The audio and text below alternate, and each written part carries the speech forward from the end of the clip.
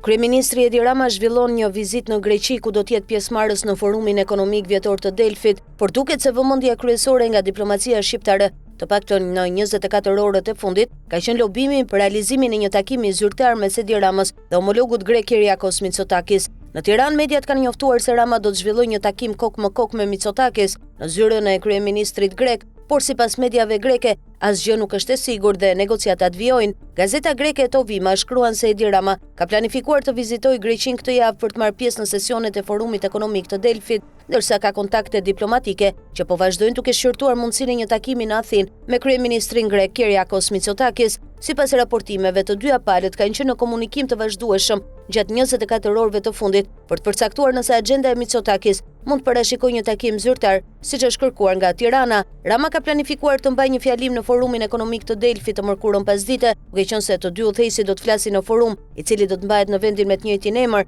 dhe eponim në Delfi, me një distancë rreth 30 minutë që nga njëri tjetri. Ndoshta ky shihet si vendi më i mundshëm për një takim ball për ball, shkruajnë mediat greke. Ndërkohë, sipas tyre, një tjetër opsion mbetet e marta në Athinë pas mbërritjes së Ramos ose e njëjtja para largimit të tij, pasi Mitsotakis do të marrë pjesë në një samit informal të BE-s në Nikosia më vonë atë ditë, që nga pasditja e SHN-s duket se është konfirmuar vetëm një takim i shkurtër midis dy udhëheqësve në Delfi, megjithse po bëhen përpjekje për të organizuar një takim më formal në zyrën e kryeministrit grek në Maximos Mansion. Në anën tjetër, mediat shqiptare raportojnë për një takim të fiksuar mes kryeministrave Rama e Mitsotakis para ditën e së mërkurës. Madje sipas Top Channel, Edi Rama me shumë gjas do të jetë i vetmi lider që do të pritet në një takim prej homologut të tij Mitsotakis në selinë e kryeministrisë në Maximos. Një nga çështjet më të rëndësishme mes dy vendeve për cilën është dakordsuar zgjedhja përmes gjykatës është ajo e kufirit detar. Athina është e gatshme të rinin sa më shpejt diskutimet për këtë çështje, pasi ky vlerësohet si momenti i fundit në cilin të dy palët mund të dalin me një marrëveshje që i kënaq të dyja palët.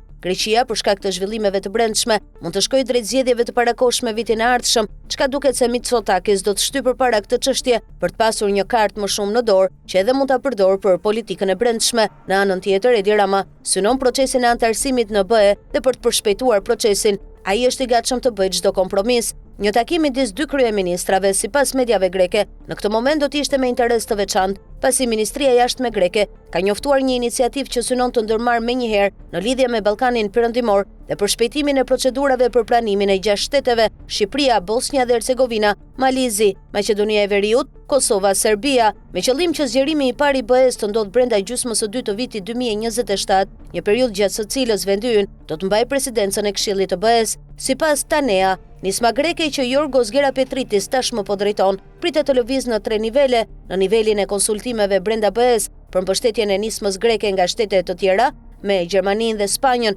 që tashmë kanë shprehur hapur gatishmërinë e tyre për të kontribuar, në nivelin e krijimit të një rrjeti vendesh me qëllim mbështetjen e Ballkanit Perëndimor dhe në nivelin e një pranie të synuar në shtetet e Ballkanit Perëndimor përmes një misioni që kreu i diplomacisë greke planifikon ta kryejë në maj. Misioni specifik në Ballkanin Perëndimor, për cilin Ministria e Punëve të Jashtme po punon me zell, në mënyrë që 6 vizitat e Gerapetritis të kenë afërsinë e nevojshme kohore me njëra tjetrën, edhe pse ndërsa Athina kishte planifikuar të zhvillojë, nëse ishte e mundur, brenda muajit aktual, zhvillimet rajonale kanë përmbysur këtë afat kohor. Mbetet një përparësi strategjike në agjendën diplomatike të vendit tonë, veçanërisht në sfondin e paqëndrueshmërisë, që po prek përsëri rajonin më të gjerë për shkak të krizës në lindjen e mesme, si dhe ndryshimeve tektonike që po ndodhin në marrëdhëniet transatlantike.